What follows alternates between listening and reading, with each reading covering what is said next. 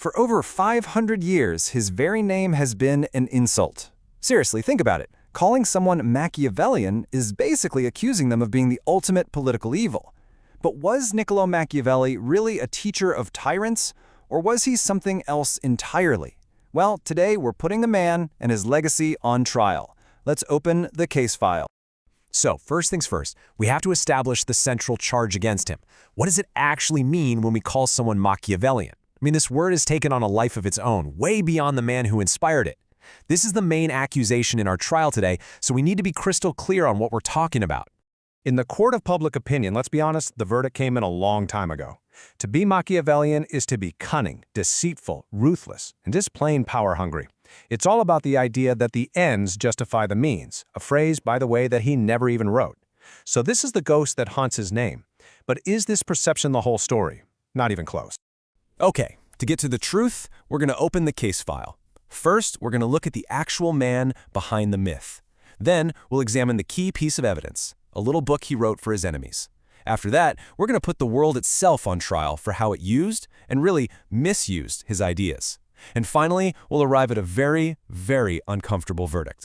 So let's dive into our first section, the man behind the myth. Because you really can't understand the philosophy if you don't understand the absolutely chaotic world that created it. And here it is, the core conflict of our trial, laid bare. On one side, the accusation. Machiavelli was a teacher of evil, writing a literal playbook for tyrants. On the other side, the defense. He was a desperate realist, just describing the brutal mechanics of power in an age of chaos, all in the hopes of saving his home state. Now, this is where it gets really interesting. Look at how our source material initially lays out the probabilities. It's suggesting there's only about a 20% chance he was a genuine advocate for evil. Compare that to a whopping 70% probability that he was a desperate Republican realist.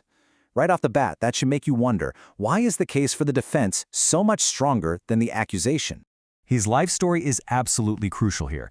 See, Machiavelli wasn't a prince, he was a civil servant. He was born in Florence, a city that was as good at art as it was at stabbing people in the back, and he worked his way up to be a diplomat for the Republic. He saw how power worked from the inside. But then, it all came crashing down. The powerful Medici family came back, the Republic fell, and Machiavelli? He was thrown in prison, tortured, and then exiled. And it was from that personal, professional ruin that this single, haunting question came about. Machiavelli had seen firsthand how well-meaning, virtuous states got absolutely crushed by more organized, less ethical powers. So in his exile, he was forced to wonder, do our precious ethics actually save a state, or do they make it vulnerable and, in the end, cause its downfall?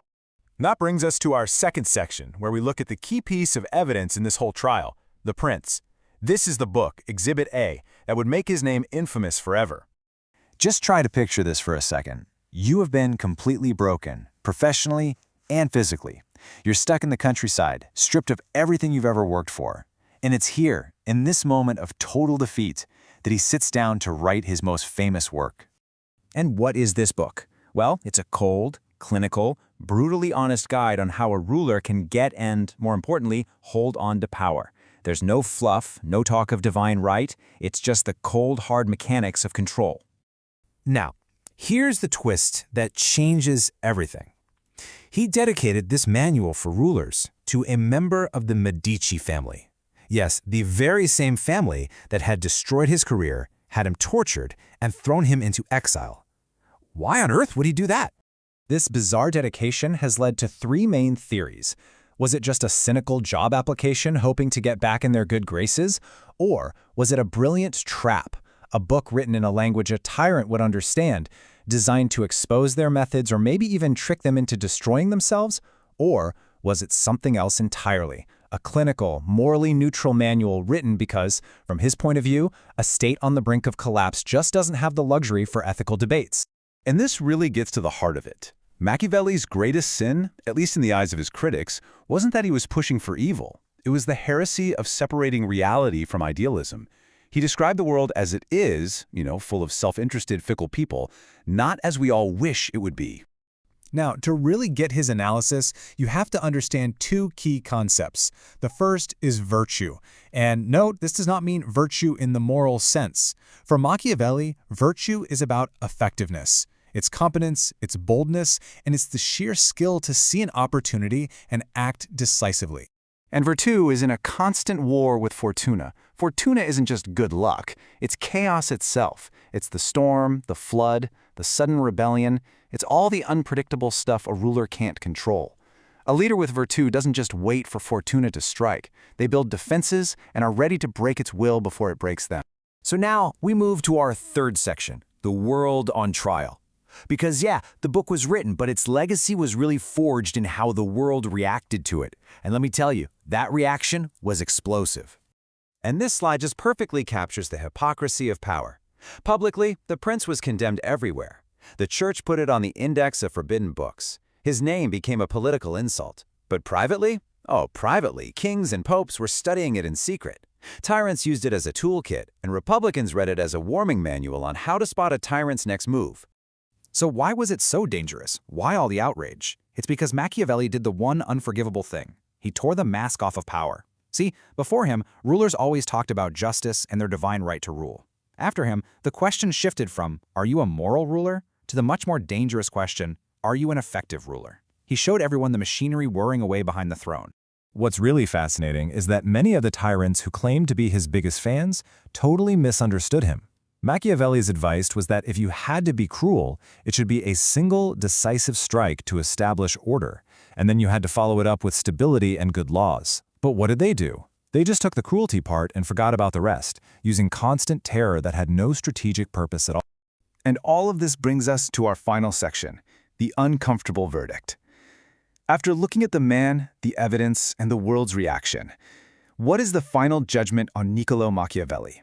His most profound legacy is this incredible shift you see right here.